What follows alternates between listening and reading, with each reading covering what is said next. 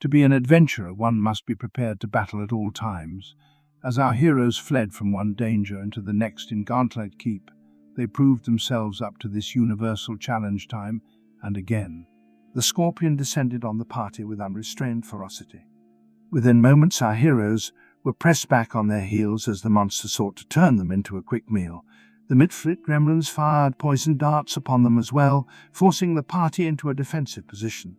Through luck and will, our heroes rallied and focused their attention on the scorpion. The creature, unused to such an assault, fell quickly, sending some of the gremlins into a hasty retreat.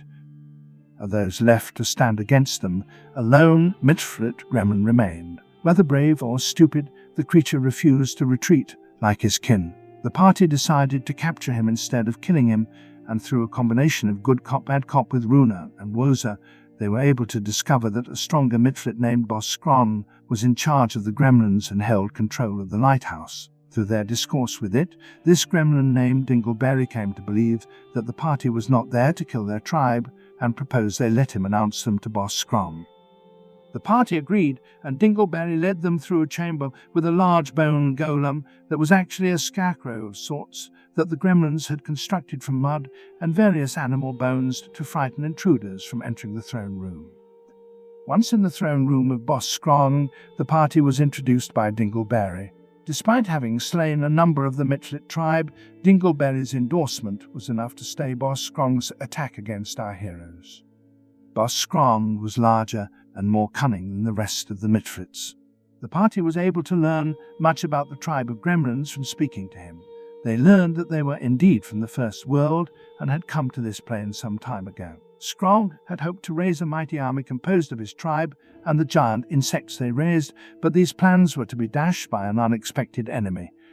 For his part, Boss Scron was hesitant to accept any offers of friendship from the party, that is, until Woza presented a ballad that commemorated the strength of the leader and promised to add more verses in time. Scron accepted this offer from the bard and declared the party allies of the midflits.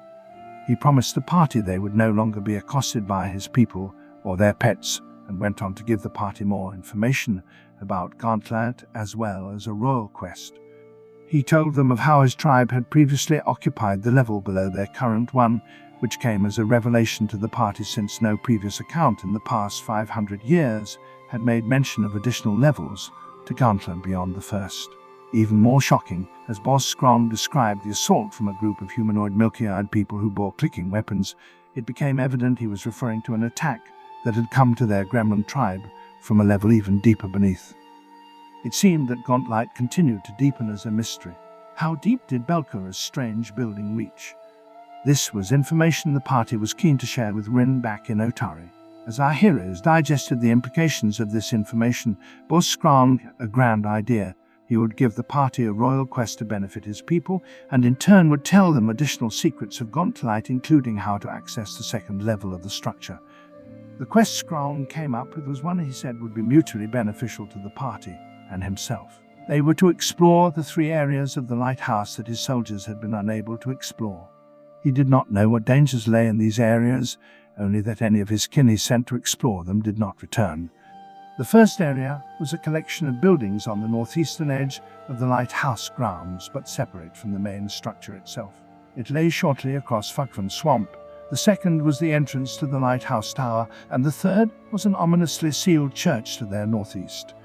Perceiving that the Gremlin Lord was sincere in his offer, the party accepted his quest.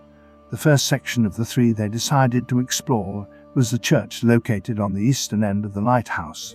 The entrance to the church had a disturbing and esoteric symbol for a god that none of them knew anything about, though Duran recalled seeing a footnote in his studies at Dawnflower Library about an ancient deity named Nimboloth. Who this Nimboloth was, none of them could say, but the smell of decay hung thick in the air as Duran used his thievery skills to defeat the locks and traps of the door in order to gain entry.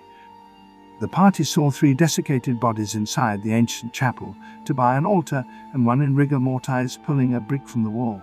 As they approached the bodies, the pair by the altar jerked to life. They were illuminated internally with an eldritch and unholy light that shone from the mouth and eyes of the corpses. These undead things attacked immediately and were vicious, as only the unliving can be, gladly throwing the bodies they possessed against the party's attacks as they made their own with claw and tooth. Though our heroes had recently rested, they began to fall before the unbelievable onslaught of these corpse lights. If not for healing magic and potions, as well as a clutch use of bardic magic from Woza, the party would have surely fallen that day.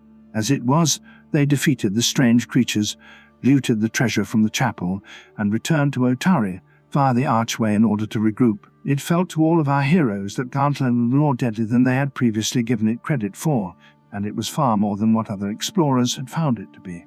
As they re-entered Otari and made their way to their home for a long rest, the lighthouse flickered for a few moments, reminding them all that time was growing short to stop whatever evil had reawakened there.